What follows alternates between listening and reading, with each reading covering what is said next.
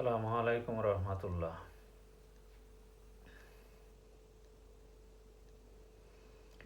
ধর্ম ব্যবসা নিয়ে কিছু কথা বলবো।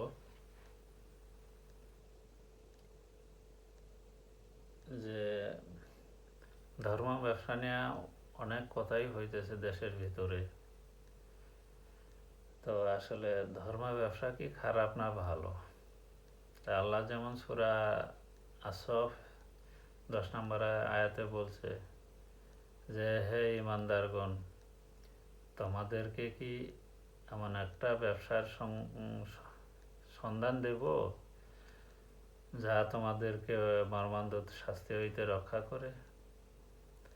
তো এখানে আল্লাহ কিসের ব্যবসার কথা বলছেন? এটা এই ধর্ম ব্যবসায়।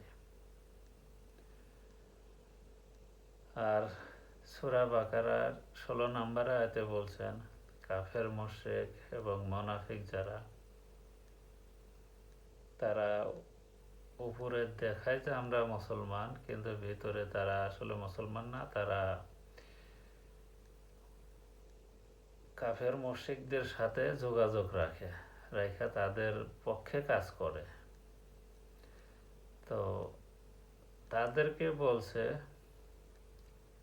যে, এবং কাফের মুশরিকদেরকে বলছে যে তাদের ব্যবসা লাভজনক হয় নাই।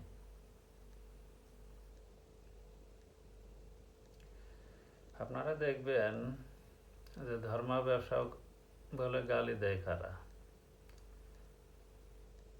যাদের এলেম কালাম নাই, জ্ঞান ইসলামী জ্ঞান বুদ্ধি নাই, জ্ঞান নাই, তারাই ধর্ম ব্যবসায়ী বলে গালি দেয়। তো যে কোনো ব্যবসায়ীর তো একটা পুঁজি লাগে। তো ধর্ম ব্যবসার যেহেতু পুঁজি হলো ইসলাম, ইসলামী জ্ঞান, এটাই সারাক্ষণ তারা বিতরণ করে। তো যারা গালি দেয় তাদের তো এই জ্ঞান নাই, এই পুঁজিটা নাই, যার কারণে তারা আর কোনো দিকেই না পেয়ে এই ধর্ম ব্যবসায়ী বলে গালি দেয়। আসলে এটা সত্য, তারা ধর্ম ব্যবসায়ী। আল্লাহ তাদেরকে ধর্ম ব্যবসা করতেই বলছেন। আর তাদের খারাপ ভালো গুণ যদি আমরা দেখি, হয়তো বলবেন তারা অনেক টাকা নেয়। মানে যারা নাম করা বক্তা তারা 20,000, 30,000 থেকে 1 লাখ টাকা পর্যন্ত নেন। তো এরা কি ধর্ম ব্যবসা না? এরা কি খারাপ না? তা আমি বলতে চাই যে এই আলেমরা যে এই মাদ্রাসায় লেখাপড়া করছে, বেশিরভাগ মাদ্রাসায় জনগণের দান খয়রাতের টাকায় মাদ্রাসা চলে, অথবা নিজের পকেটের টাকা খরচ করে তারা লেখাপড়া করে। এখানে সরকারি কোনো অনুদান নাই, সরকারি কোনো ব্যবস্থাই নাই। তারপরে এত টাকা খরচ করে লেখাপড়া করছে,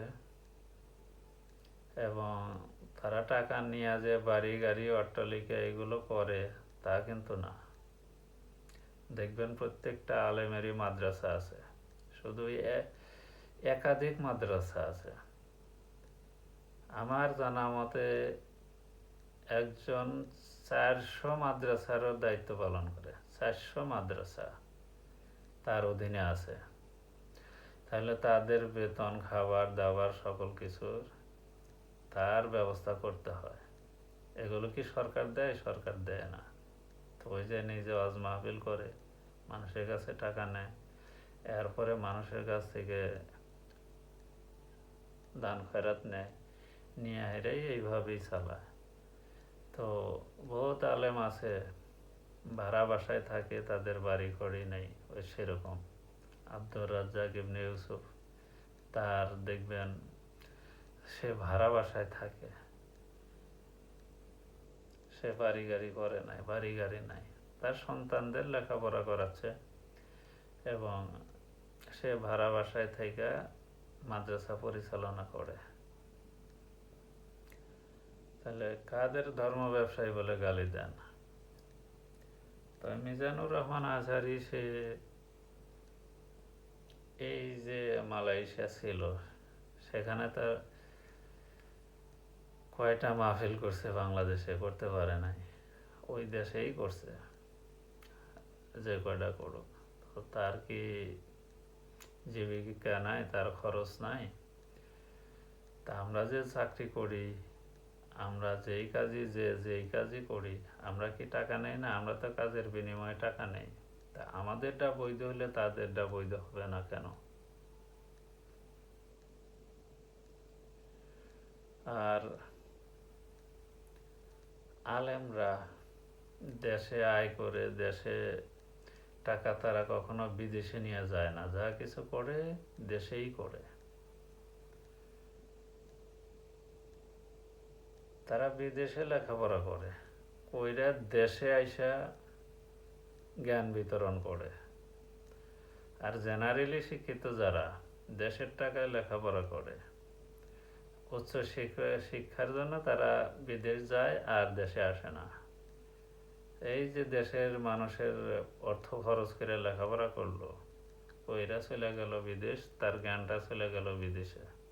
বিদেশের মাটিতে তাদের লাভ হবে, আমাদের দেশের কোনো উপকার হলো না।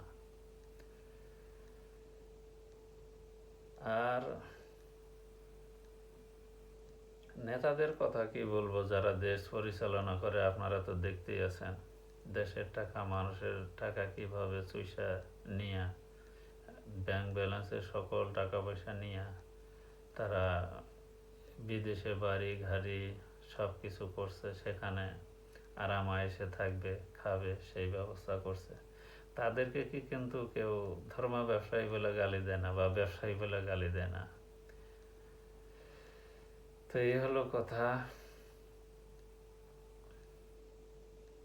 তো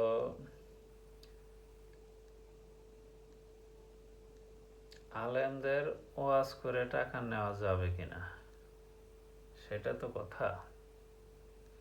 তা আল্লাহ বলছেন যে ইমানদার মুসলমানদের ভিতরে এমন এক দল থাকবে যারা দিন প্রচার করবে, এবং তাদের খরচ বহন করবে কে? সরকার। তো জাকাতের একটা 8টা খাত আছে। জাকাত কারা প্রাপ্য, জাকাতের টাকা কোথায় কোথায় খরচ করতে হবে। 8টা খাতের ভিতরে এই যারা ধর্ম প্রচারক, তাদের একটা খাত, যে তাদের খরচ বহন করবে সরকার। এই জাকাতের ফান্ড থেকে তাদের খরচটা হবে। তা আমাদের দেশে কি সেটা করা হয়? হয় না। তাহলে তারা এটা যখন সরকার করে না, তখন জনগণ নিজ দায়িত্বে তাদের দাওয়াত দিয়ে আনে, মাহফিল করে, মাদ্রাসার টাকা পয়সা কালেকশন করে ওঠায়। এরপরে জনগণের সেই কালেকশনের টাকা থেকে তাদের হাদিয়া দেয়, অথবা কালেকশন না করলেও নিজের পকেট থেকে তারা দেয়, কমিটির পক্ষ থেকে তারা দেয়। এটা সরকার বহন করে না। তো আরেকটা কথা এখানে আইসা যায়, যে দানের টাকা কি তাদের দেওয়া যেতে পারে? এটা কি বৈধ না অবৈধ?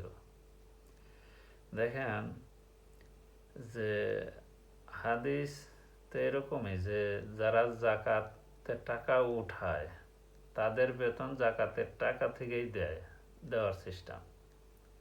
তাহলে জাকাতের টাকা যারা উঠাবে, সেই কর্মচারীর বেতনও ওই জাকাতের টাকা থেকেই দেওয়ার বিধান।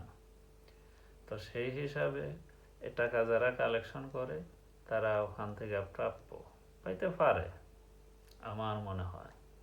আমি কিন্তু আলেম না, বা আমার ওই জ্ঞানও নাই, কিন্তু এটা থেকে আমরা বুঝতে পারি যে এটা থেকে দেওয়া বৈধ। আসসালামু আলাইকুম।